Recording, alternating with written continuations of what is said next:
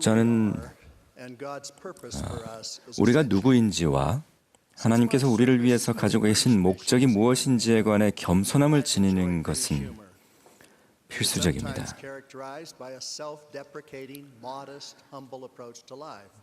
저는 청년 시절 영국에서 선교사로 봉사한 이후로 영국식 유머를 즐겨왔습니다. 영국식 유머는 자기 비하적이며 허식 없이 겸손한 태도로 삶을 해석하는 방식이 특징입니다.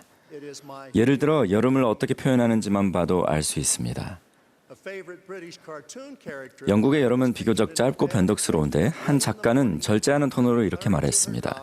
나는 영국의 여름을 사랑한다. 여름은 그야말로 1년 중 내가 가장 좋아하는 날이다. 제가 가장 좋아하는 영국 만화 캐릭터는 늦잠을 자고 일어난 뒤 애완견에게 이렇게 외칩니다. 이런 너무 오래 자는 바람에 여름이 다 지나가 버렸네. 이 유머는 아름다운 이 지상에서의 삶과 유사한 점이 있습니다. 경전에는 우리의 소중한 필멸의 삶이 매우 짧은 시간이라고 명시되어 있습니다. 영원한 관점에서 보면 이 지상에서의 시간은 영국의 여름만큼이나 짧은 한순간인 것입니다. 인간의 목적과 그 존재도 매우 겸손한 언어로 묘사될 때가 있습니다. 선지자 모세는 요즘으로 치자면 소위 특혜받은 환경에서 자랐습니다. 갑진진주에 기록되어 있듯이 주님께서는 모세를 선지자로 준비시키면서 이 세상과 현재 지음을 받으며 또 지음을 받았던 모든 사람의 자녀들을 보여주셨습니다. 이에 모세는 다소 놀라운 반응을 보였습니다. 이제 나는 사람이 아무것도 아님을 아나니 이 일은 내가 결코 생각해 본 적이 없도다. 이어서 하나님께서는 모세가 느꼈을지도 모르는 인간의 하찮음에 대한 일종의 반박으로 그분의 진정한 목적을 선포하셨습니다. 보라, 사람에게 불멸과 영생을 가져다 주는 것. 이것이 곧 나의 일이요 나의 영광이니라. 우리는 누구나 하나님 앞에 평등합니다. 그분의 교리는 명확합니다. 몰몬경에는 검거나 희거나 매인자나 자유로운 자나 남자나 여자나 모두 다 하나님께는 동일하다고 나옵니다. 따라서 우리는 모두 주님께 나오도록 권유받습니다. 누군가 하나님의 계획에서 인종이나 성별, 국적, 언어 또는 경제 상황 등을 내세워 자신의 우월성을 주장하는 것은 도덕적으로 잘못된 것이며 하나님의 모든 자녀를 위한 주님의 진정한 목적을 이해하지 않는 것입니다.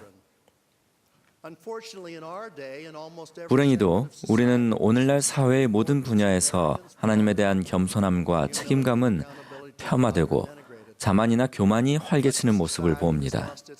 사회는 기본적인 진리나 우리가 이 지상에 있는 이유를 대부분 이해하지 못합니다. 우리를 위한 주님의 목적을 이루기 위해 반드시 필요한 진정한 겸손함은 주위에서 찾아보기 힘듭니다. 경전에서 볼 수 있는 그리스도의 겸손함, 의로움, 성품, 지성의 위대함을 이해하는 것은 중요합니다.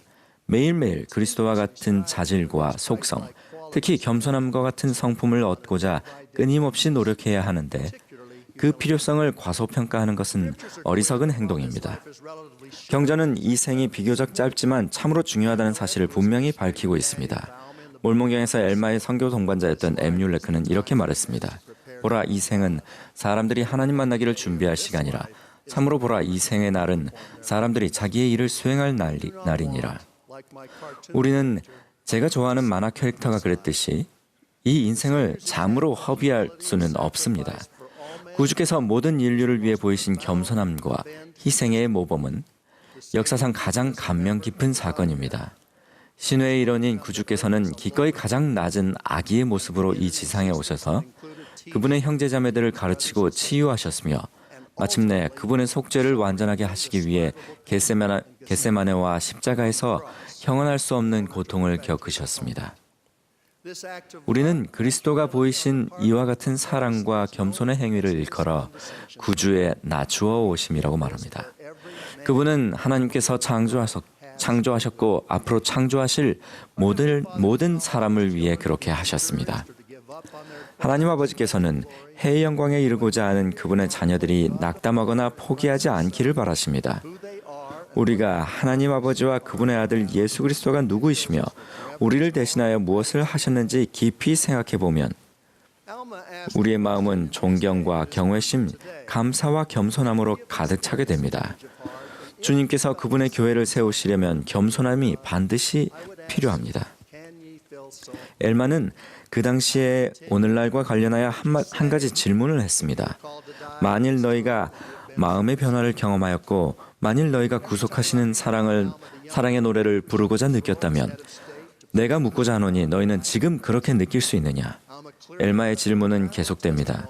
만일 너희가 이 시간에 부르심을 받아 죽게 된다면 너희는 너희가 충분히 겸손했노라고 말할 수 있겠느냐? 저는 경전에서 엘마 2세가 국가의 수장 자리를 포기하고 하나님의 말씀을 전파하는 부분을 읽을 때마다 큰 감명을 받습니다. 엘마는 하나님 아버지와 예수 그리스도에 대한 깊은 간증이 있었으며 주저없이 그분들에게 온전히 책임을 져야 한다고 느꼈습니다. 엘마는 올바른 우선순위를 알고 있었고 신분과 지위를 포기할 겸손함을 지니고 있었습니다.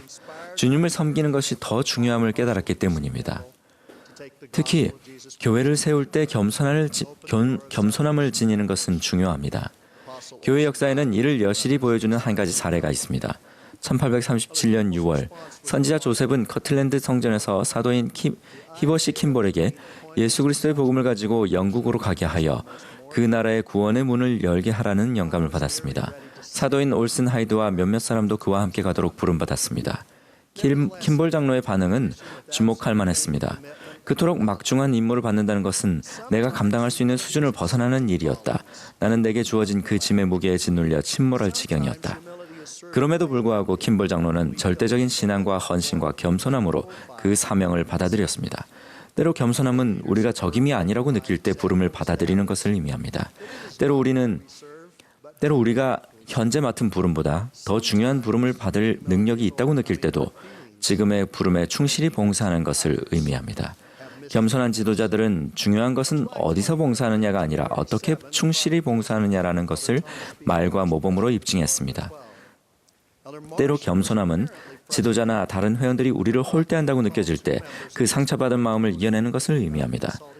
1837년 7월 23일 선지자 조셉은 12사도 정원의 회장인 토머스 B. 마시 장로와 만났습니다.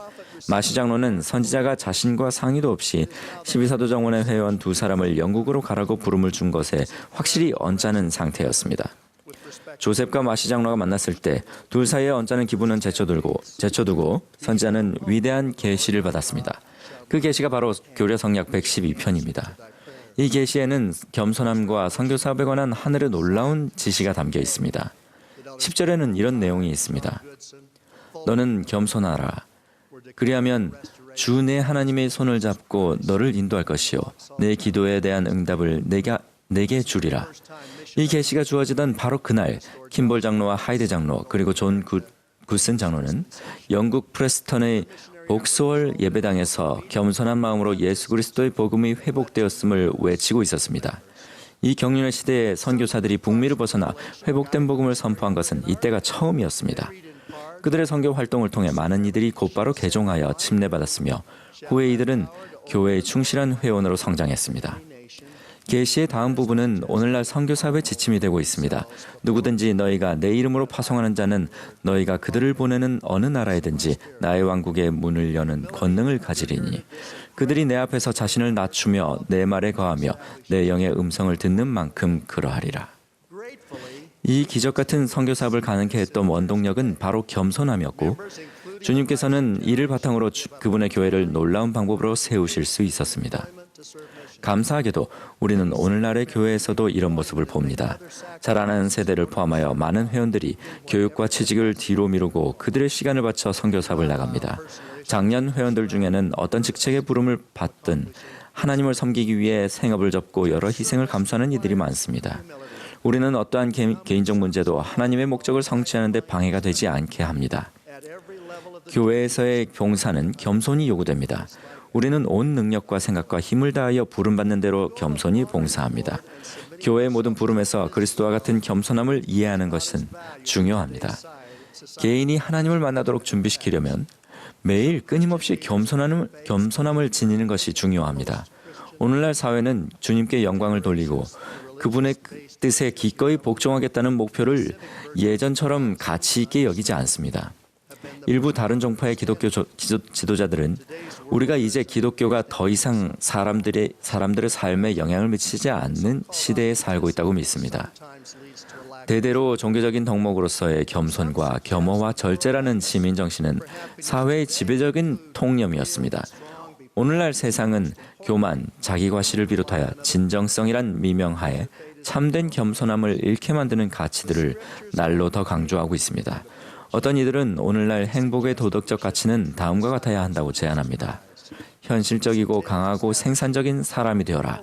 무엇보다 다른 사람에게 의지하지 말아라. 당신의 운명은 당신 손에 달려있기 때문이다. 경자는 이와 다른 접근법을 옹호합니다.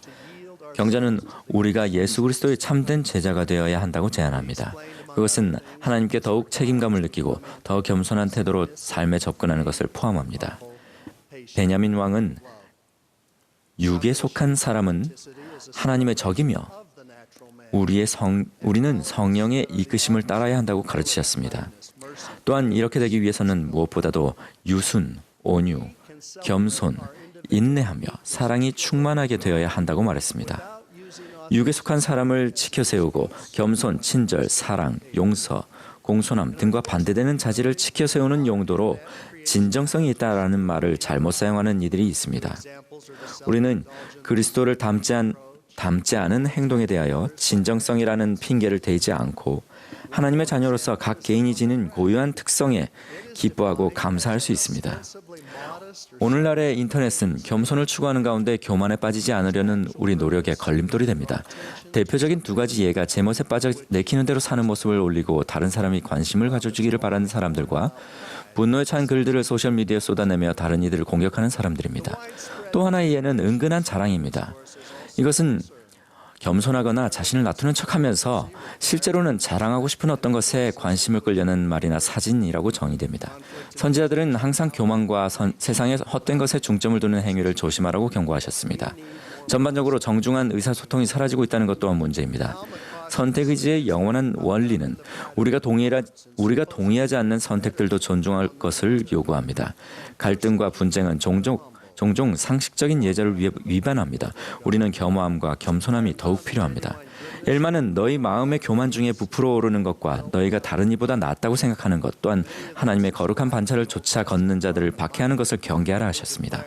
저는 겸손하고 하나님께 책임감을 느끼는 여러 종교인에게서 진정으로 선한 모습을 보았습니다. 그들 중 여럿은 구약의 선지자인 미가의 가르침을 따르고 있었습니다.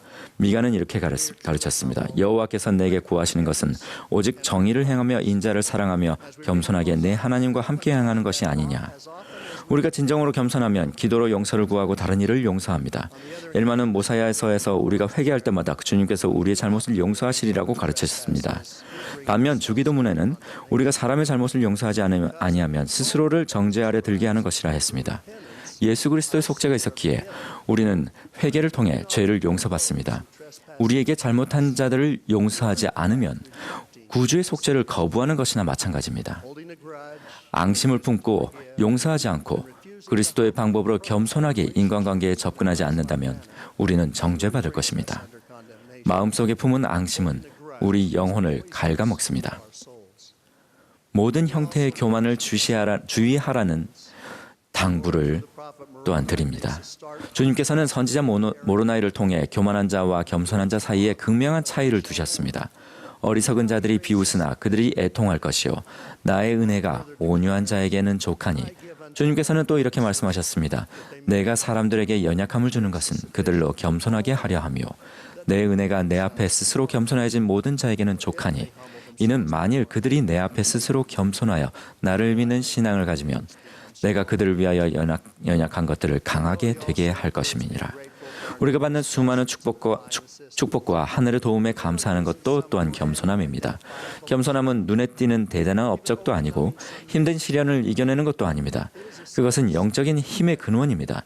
그것은 매일 매 시간마다 우리가 주님께 의지할 수 있고 그분을 섬기고 그분의 목적을 성취할 수 있다는 조용한 확신을 얻는 것입니다. 이 분쟁 많은 세상에서 우리가 매일 진정한 겸손함을 지니도록 힘써 노력하기를 기도합니다. 제가 가장 좋아하는 시에는 이런 구절이 있습니다. 영원한 일상을 어떻게 마주할 것인가? 그것이 위대함의 시험이다. 저는 구주와 그분의 속죄와 매일 그분을 겸손하게 섬기는 것의 위대한 중요성에 관하여 확고한 간증을 전합니다. 예수 그리스도의 이름으로 말씀드립니다. 아멘.